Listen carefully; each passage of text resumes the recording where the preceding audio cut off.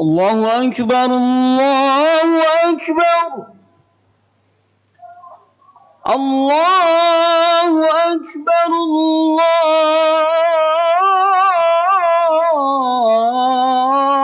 الله أكبر أشهد أن لا إله إلا الله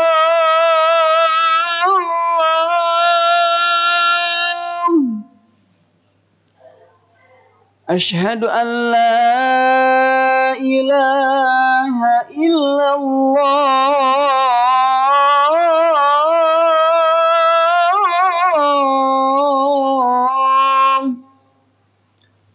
أشهد أن محمدا رسول الله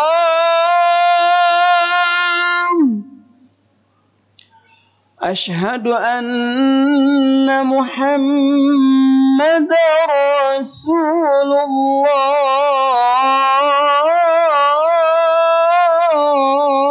الله حي على الصلاة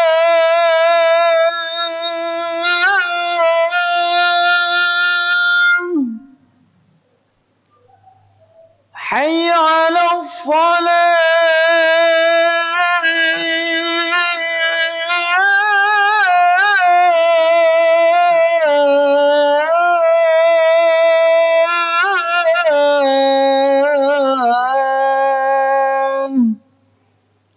حي على الفلاح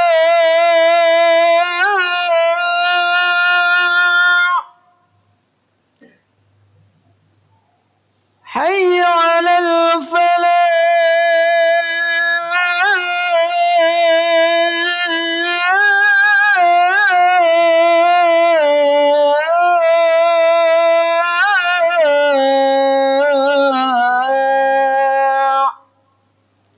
الله أكبر الله أكبر لا إله إلا الله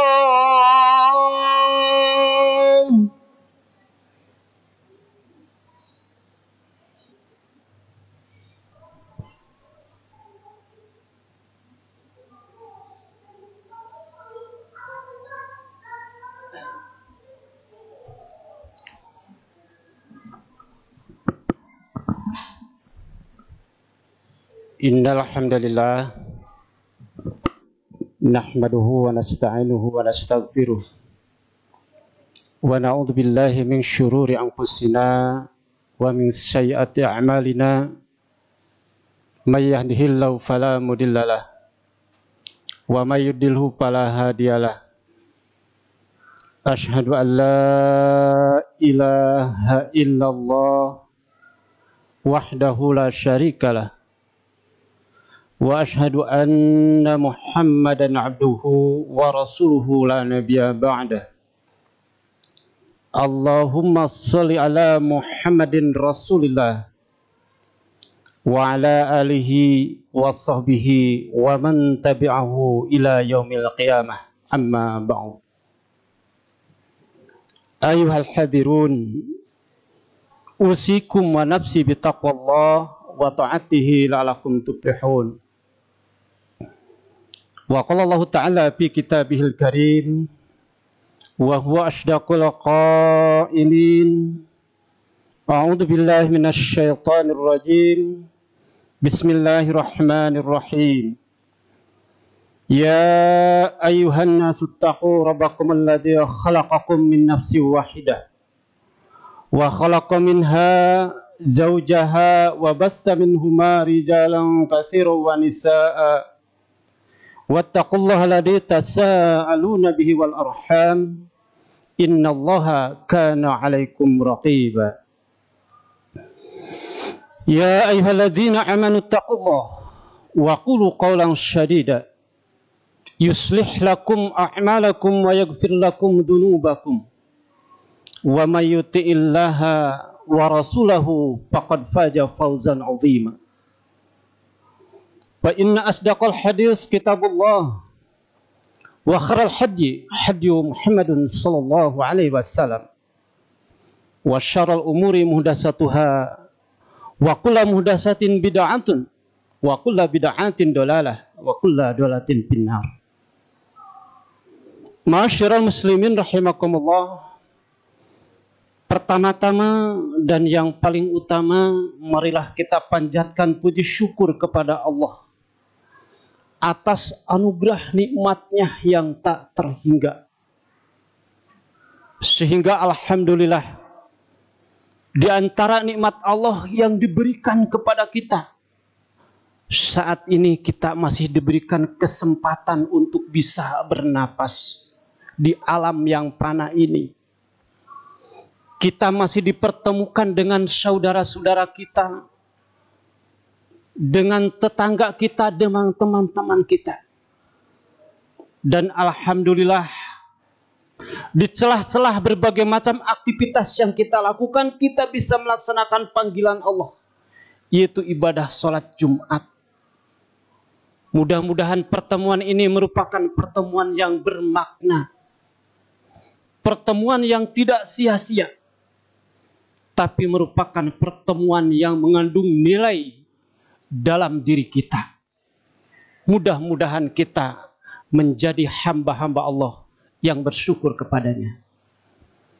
Salawat dan salam semoga tercurahkan kepada panutan kita, suri teladan kita, Nabi Muhammad sallallahu alaihi wasallam, kepada keluarganya, para sahabatnya, para pengikutnya.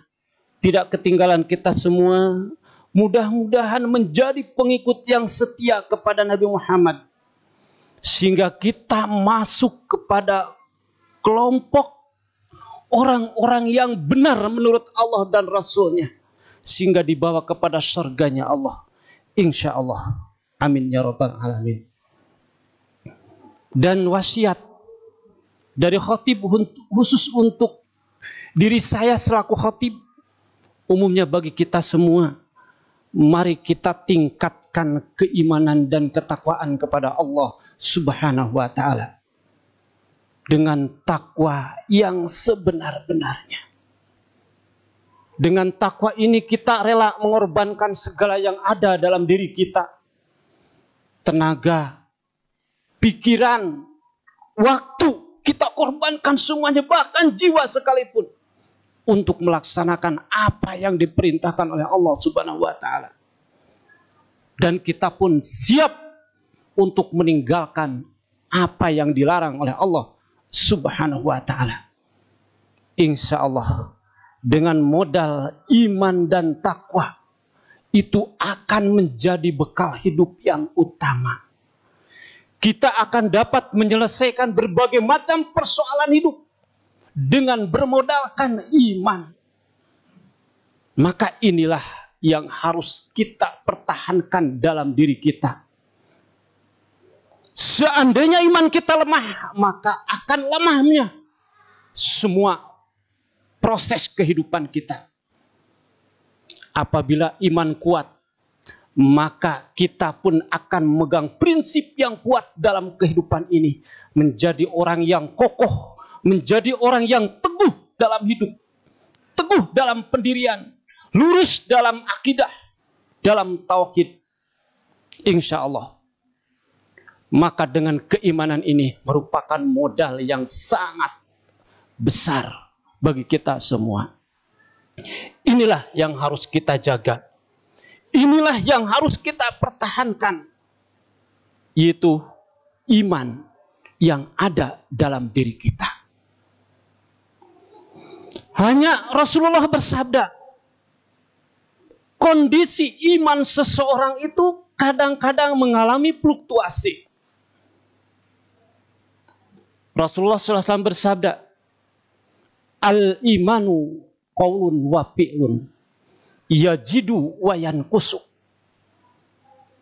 Keberadaan iman seseorang itu adalah suatu pernyataan yang diwujudkan dengan amal perbuatan.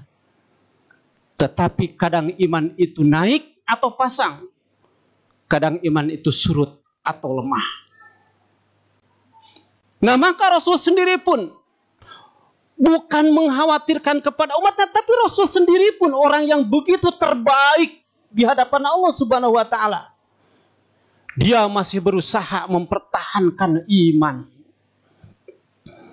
Ketika salah seorang sahabat bertanya kepada Ummu Salamah, itu salah seorang istri dari Rasulullah SAW, wahai Ummu Salamah, apa yang beliau ucapkan? Apa yang sering kali engkau terdengar dari ucapan-ucapan Rasulullah? Karena engkau adalah istrinya. Ummu Salamah menjawab, yang saya sering dengar dari mulut suamiku, dari mulut Rasulullah SAW, itu salah satu doa. Apa doanya? Allahumma ya muqallibal qulub, sabit qalbi ala dinika. Ya Allah yang membolak-balikan hati, teguhkanlah hati saya untuk senantiasa berada dalam agamamu yang lurus. Itulah doa yang sering diucapkan oleh Rasulullah SAW. Ini adalah sebagai pembelajaran buat kita. Kita yang sering kali gampang terpengaruh oleh situasi dan kondisi. Iman kita kadang-kadang sering lemahnya daripada kuatnya. Apakah kita punya kekhawatiran dengan menyampaikan doa yang tadi? Allahumma ya muqallibal qulub. Karena iman adalah urusan hati, urusan qalbun. Qalbun itu adalah sesuatu yang ada dalam diri kita, yang akan menentukan baik dan benarnya tentang kehidupan, kuat dan tidaknya tentang iman yang ada dalam jiwa masing-masing. Itulah qalbun. Kadang-kadang berbolak-balik, artinya qalb yang suka bolak-balik. Kadang ketika berbalik, iman itu menerima berbagai macam kebaikan dan petunjuk. Tapi kalau iman terbalik lagi ke sebelah kiri, maka kadang-kadang kita lemah. Ada yang memberi nasihat, kita pun merasa tidak enak untuk diberikan nasihat. Itulah iman sedang mengalami kelemahan. Maka seiring dengan kemajuan teknologi saat ini, ternyata begitu banyak orang-orang yang mengalami kelemahan iman. Karena di sana timbul persaingan-persaingan yang sangat ketat. Seiring dengan kemajuan ilmu pengetahuan dan teknologi. Sehingga ketika seseorang ilmunya semakin tinggi, ilmunya semakin mahir, semakin menguasai berbagai macam ilmu. Ilmu ekonomi, ilmu tentang teknologi, ilmu tentang perdagangan, dan ilmu-ilmu yang lain. Kadang-kadang orang menjadi mempertuhankan ilmu itu. Mempertuhankan rasionya. Dia tidak pasrah kepada Allah. Bahkan menjadi penentang Allah yang pertama. Karena oleh Allah ketika diberikan ilmu, dia merasa ilmunya paling tinggi. Itulah hakikatnya imannya sedang mengalami kelemahan. Tetapi orang yang kuat imannya, dengan bertambahnya ilmu, maka dia semakin tunduk di hadapan Allah. Ternyata ilmu Allah itu sangat-sangat luas. Masyiral muslimin rahimakumullah. Ternyata di saat ini zaman semakin modern, teknologi semakin maju, dan itu merupakan sunatullah yang tidak bisa dibendung. Ternyata teknologi itu juga dimanfaatkan oleh orang-orang kafir untuk melemahkan iman manusia di muka bumi ini. Di dalam surat As-Saff, yuriduna liyutfi'u nurallahi biafwahihim. Mereka akan mempropagandakan sesuatu. Mereka akan mempromosikan sesuatu agar mereka tertarik dengan dunia yang sangat modern, agar mereka memiliki daya persaingan yang kuat. Tapi justru hakikatnya untuk melemahkan iman. Itulah pekerjaan orang-orang kafir yang akan melemahkan iman kita. Maka timbullah berbagai macam fitnah di mana-mana saat ini. Maka ternyata dengan kemajuan itu tidak hanya membawa dampak positif, tapi banyak membawa dampak negatif. Terjadilah dekadensi moral. Anak-anak muda tidak bisa dikendalikan. Karena dulu sebelum ada teknologi komunikasi berbentuk gadget atau handphone, itu kita kadang-kadang nonton cuma beberapa kali. Itu juga harus ada izin orang tua ketika kita mau keluar. Tetapi sekarang film-film sudah masuk di gadget, sudah masuk di HP. HP-nya dibawa ke kamar. Kemudian anak-anak sendirian. Memang anak-anak tidak bergaul keluar. Tapi ketika melihat HP, apa yang terjadi di sana? Maka berbagai macam sampah-sampah merusak iman ada di sana. Itulah yang harus lebih kita waspada. Baik terhadap diri kita sendiri, terhadap keluarga kita sendiri, terhadap masyarakat. Itu harus waspada. Secara langsung atau secara tidak langsung, itu semua akan melemahkan iman. Buktinya terjadi hal-hal yang diinginkan. Sekarang bebas anak-anak remaja main kemana saja. Baik dalam segi berpakaian. Kemudian dia sering membantah kepada orang tuanya. Merasa ilmunya lebih tinggi daripada orang tuanya. Karena orang tuanya belum mengalami kemajuan teknologi seperti sekarang ini. Tapi anak bisa menyesuaikan. Sehingga bisa membohongi orang tuanya. Bisa mengelabui orang tuanya. Akhirnya terjadi hal yang tidak diinginkan. Dan sangat sulit orang tua untuk mengarahkannya. Ma'asyiral muslimin rahimakumullah. Maka di sini Rasulullah pun telah bersabda, badiru bil a'mali fitanan. Marilah kita melakukan suatu kebaikan, menjalankan amal soleh. Kita makmurkan masjid, kita dekati ulama, kita kaji Quran. Fitanan, nanti di suatu masa akan timbul fitnah yang besar. Di mana-mana fitnah merajalela. Fitnah artinya yang melemahkan iman, yang menjatuhkan iman, dan bahkan yang melenyapkan iman. Itu adalah fitnah.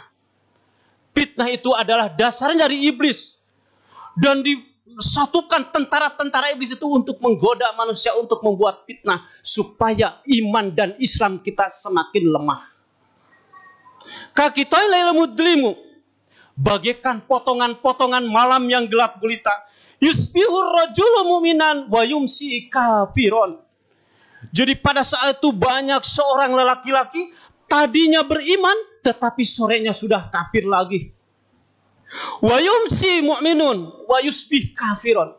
Sorenya beriman tapi besok paginya sudah menjadi kafir.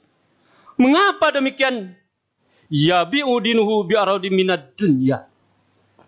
Mereka menjual akidah. Mereka menjual keimanan demi kepentingan dunia karena timbul persaingan-persaingan yang sangat hebat. Itulah ramalan dari Rasulullah Shallallahu Alaihi Wasallam. Maka dengan adanya fitnah itu, maka di sana dunia semakin terbalik, dunia semakin tidak menentu. Yang benar dianggap salah, yang salah dianggap benar. Sebagaimana disampaikan di dalam sebuah hadis Rasulullah SAW, akan datang suatu masa di mana nanti ketika diserang orang-orang Islam agar mati keislamannya, maka dimunculkanlah orang-orang yang tidak benar, orang-orang yang suka berdusta dianggap benar, tetapi orang-orang yang jujur dianggap dusta. Maka akan muncullah Ruwaibidah. Rubaibidah, sahabat bertanya kepada Rasulullah, siapa Ruwaibidah itu ya Rasulullah? Ruwaibidah itu adalah seorang manusia yang bodoh. Mereka berbicara di mimbar dengan kebodohannya. Dan mereka zalun mutilun. Mereka sesat dan menyesatkan umat. Itulah yang digambarkan oleh Rasulullah SAW dengan berbagai banyaknya fitnah. Nah, untuk itu secara singkatnya, apa sih yang harus kita lakukan? Sementara syaitan atau iblis di dalam surat Al-A'raf ayat 15 sampai ayat 17 berjanji kepada Allah Subhanahu wa taala, "Ya Allah, dikarenakan Engkau telah membutuhkan aku menjadi ahli neraka, Maka berilah aku tempo untuk menjatuhkan manusia, untuk memelesetkan manusia dari jalan yang lurus. Kata Allah, silahkan iblis. Kemudian iblis berkata, karena diberi tempo oleh Allah, diberi dispensasi oleh Allah untuk menggoda manusia, maka iblis pun berkata, ya Allah, aku akan mendatangi manusia dari depan, dari belakang, dari kanan dan dari kiri, sehingga mereka tidak berada pada jalan yang lurus. Itulah la uzayyina lahum, akan memelesetkan manusia. Itu janji iblis. Artinya di sini adalah taukid, kesungguhan iblis untuk bersungguh-sungguhkan akan mengerahkan berbagai bala tentaranya untuk menyesatkan manusia di jalan Allah. Nah, sekarang seperti apa? Sudahkah kita ada kesungguhan untuk mempertahankan iman? Ma'asyiral muslimin rahimakumullah, kehidupan dunia hanya sebentar, hanya sekilas saja. Ketika kita dihadapan kepada Allah, terasa dunia hanya sekilas saja. Dan banyak orang-orang yang berkata, ya Allah, seandainya aku mempertahankan iman, seandainya aku mengikuti Allah dan Rasulnya, aku tidak akan seperti ini. Dia mengadu kepada Allah, berikan aku waktu ke dunia lagi satu kali aja, sekejap saja ya Allah. Itu kata orang yang sudah meninggal. Nah, maka di sini usaha apa yang sungguh-sungguh sudah kita lakukan? Maka di sini ada 3 hal untuk mengatasi iman. Yang pertama, kita melakukan berbagai macam pendekatan secara spiritual. Yang pertama adalah untuk membentengi iman, adalah masjid. Masjid adalah satu-satunya sentral peradaban Islam. Satu-satunya sentral sumber kekuatan mengumpulkan potensi umat di sini. Maka di sini di masjid akan terjadi pembinaan secara luar biasa. Ketika Rasulullah berhijrah ke Madinah, Rasul berhenti di suatu tempat. Apa yang dibangun Rasulullah? Pertama adalah masjid. Kemudian sampai ke Madinah, apa yang dibangun Rasulullah adalah masjid. Kemudian para sahabat yang pertama untuk menyebarkan Islam, sentral pembinaan di sana, baik pembinaan spiritual maupun pembinaan secara fisik, adalah masjid. Kemudian terjadi pada masa tabi'in Bani Umayyah. Kemudian Bani Umayyah sampai bisa menyebarkan Islamnya ke pelosok dunia. Apa sentralnya? Adalah masjid. Diganti dengan Bani Abbasiyah. Bani Abbasiyah mengembangkan ilmu pengetahuan dan teknologi sehingga lahir para ilmuwan-ilmuwan muslim yang betul-betul berkualitas untuk mensehatkan masyarakat dunia, sehingga 2/3 dunia dikuasai umat Islam. Apa sentralnya? Adalah masjid. Maka masjid inilah yang harus kita manfaatkan betul-betul. Maka di sana Allah Rasulullah menganjurkan amal apa yang paling utama? Amal yang paling utama adalah as-sholatu liwaqtiha, sholat tepat waktu. Maka di sanalah merupakan simbol persatuan kekuatan umat, itu adalah masjid yang pertama. Maka mari kita luruskan manajemen masjid. Mari kita budayakan budaya yang ada di masjid. Mari jadikan sebagai sentral pusat pengkajian ilmu tentang memperkuat keimanan dan tentang keislaman. Itu yang pertama. Kemudian yang kedua, pendekatan yang kedua adalah Al-Quran. Al-Quran itu adalah sumber kehidupan. Maka kalau kita memanfaatkan Al-Quran, maka insya Allah kita akan menjadi mulia di hadapan Allah Subhanahu wa ta'ala. Tetapi kalau umat Islam jauh dengan Al-Quran, maka itulah merupakan tanda-tanda kelemahan. Maka di sini ada sebuah sejarah, yaitu salah seorang jenderal Inggris, Winston Churchill. Ketika dia akan menghancurkan umat Islam, dia tidak mampu secara fisik. Kemudian dia beristirahat dalam suatu tempat di depan istana. Kemudian dikumpulkan para prajuritnya. Di depannya ada kolam ikan yang airnya sangat-sangat jernih sekali. Kemudian air itu besar. Kemudian di sana ada ikan-ikan. Kemudian menyuruh kepada salah seorang prajuritnya, wahai, tolonglah tangkap ikan itu. Ketika ditangkap, sulit untuk menangkap ikan itu. Nah, bagaimana? Kamu kira-kira siapa yang bisa menangkap? Tidak ada yang bisa menangkap. Kamu tahu caranya? Tidak, wahai jenderal. Caranya begini, gampang sekali. Airnya keringkan, insya Allah ikan akan tergeletak, semua akan bisa diambil. Artinya orang beriman dengan Al-Quran itu bagaikan ikan dengan air. Kalau orang beriman jauh dengan Al-Quran, itulah kehancuran, itulah kelemahan. Maka mari kita budayakan Al-Quran. Bumikan Al-Quran, kaji Al-Quran, amalkan Al-Quran. Mengapa orang-orang Al-Fatih bisa menaklukkan Konstantinopel? Adalah Al-Quran. Mengapa Nabi Muhammad bisa menaklukkan berbagai macam peperangan? Adalah Al-Quran. Maka budayakan Al-Quran, itu yang kedua. Kemudian yang kedua, dekatlah dengan para ulama yang sikoh dan orang-orang yang soleh. Insya Allah di sana ada akan kontribusi memberikan ilmu tentang penguatan iman kepada kita dan Islam. Mudah-mudahan kita semua diberikan kekuatan dan kemampuan oleh Allah Subhanahu wa Ta'ala untuk memperkuat iman, karena iman akan memberikan suatu modal dasar dalam kehidupan sehingga kita selamat dunia dan akhirat. Barakallahu li wa lakum fil Qur'anil azim wa nafa'na bima fihi minal ayati wa dzikril hakim wa taqabbal minna wa minkum tilawatahu innahu wal ghafurur rahim.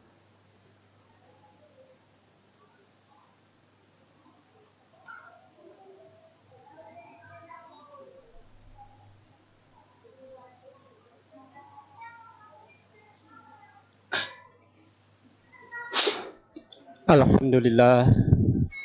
Alhamdulillahilladzi arsala rasulahu bil huda wa dinil haqq liyudhhirahu 'ala dini kullihi wa kafa billahi syahida. Asyhadu an la ilaha illallah wahdahu la syarikalah wa asyhadu anna Muhammadan 'abduhu wa rasuluhu la nabiyya ba'da. Allahumma shalli 'ala Muhammadin rasulillah wa ala alihi wa sahbihi wa man tabi'ahu ila yaumil qiyamah, amma ba'du. Ayuhal hadirun, usikum binafsi bitaqwallah wa ta'atihi lalakum tuflihun. Wa qala Allah ta'ala fi kitabihil karim wa huwa asdaqul qailin. A'udzu billahi minasyaitonir rajim. Ya ayyuhalladzina amanu taqullaha haqqa tuqatih wa la tamutunna illa wa antum muslimun. Innallaha wa malaikatahu yusholluna 'alan nabi ya ayyuhalladzina amanu shallu 'alaihi wa sallimu taslima. Allahumma shalli 'ala Muhammadin wa 'ala alihi wa sahbihi ajmain. Amin ya Allah ya rabbal alamin.